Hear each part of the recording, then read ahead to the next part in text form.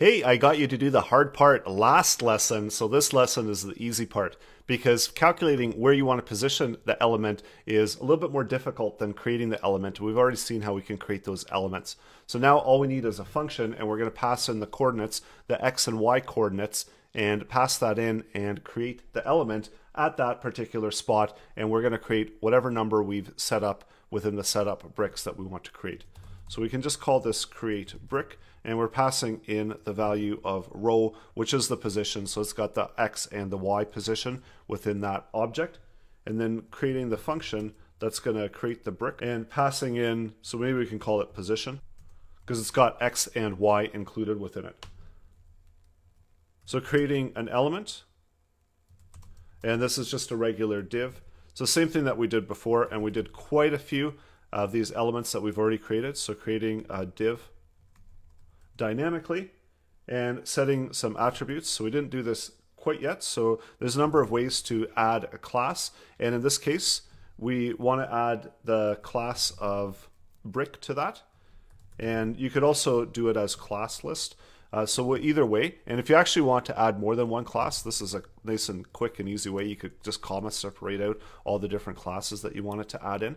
So we're adding in that class, and this is the one from the very first lesson where we were going through all the CSS where we created that brick class. So adding that into the brick. So we've got some automatic styling and making it a little bit easier. And also we want to pick a random color for the background so that they all look different. So background color. And using math format, we can create a random color so we can equal this. And colors are going to start with a hash, of course. And using math random, I'll show you a really quick and easy way to create some random values. And then opening this up in the browser. So we'll do it in the browser first. So using math random. We know that math random will return a number, so 0, decimal, and a bunch of digits after that. So we want to start with math random, and we're going to turn this into string. And the reason we're converting it into a string is that this gives us the ability to apply string methods. And once we've converted into string, we can actually convert it into a hex-based string. So that's the 16 base. So 0 to 9, and then you've got A, B, C, D, E, F. And if you're familiar with colors, then you're going to know that the colors are hex-based. So they've got the values all the way up from 0 to 255, but in a hex string, it's only the two characters. So it's either a number or A, B, C, D, E, F, and that gives us all the values that we need for the colors. So now that we've got the math random to string, we use another string method, which is substring, and subtract out the last 6 values. So we're going to take the last 6 values that are available within the string and use that because we always need 6 to be returned back for a color. So returning that back, and that gives us a random color.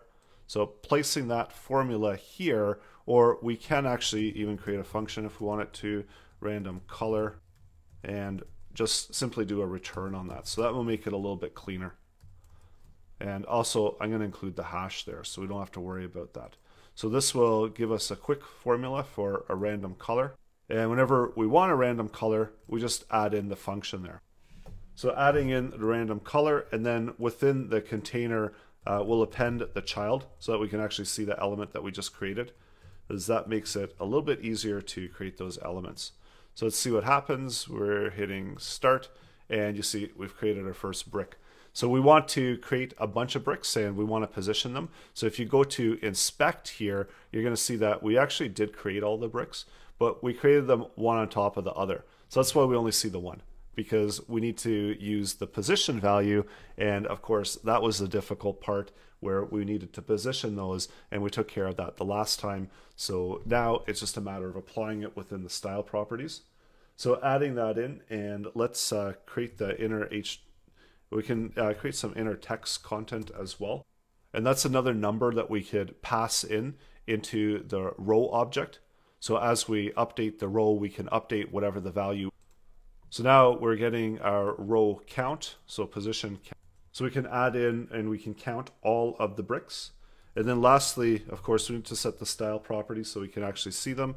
So we've got a left position, so using the position of X. And these aren't moving around, so we just need to position them.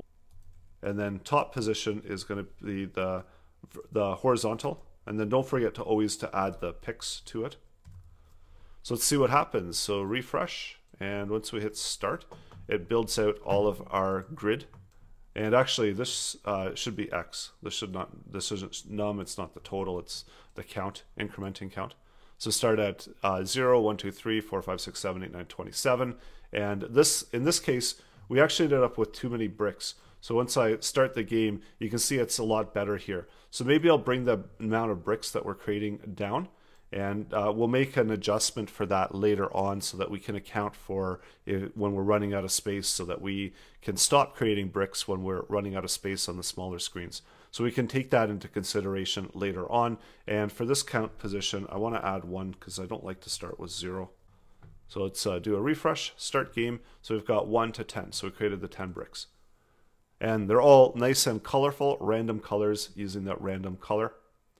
So coming up next, we'll take care of that and we'll tweak and adjust it to make sure that we have a way to break out of our loop if we're encountering, if the X position, our row X position has gotten too large, that we want to break out of this.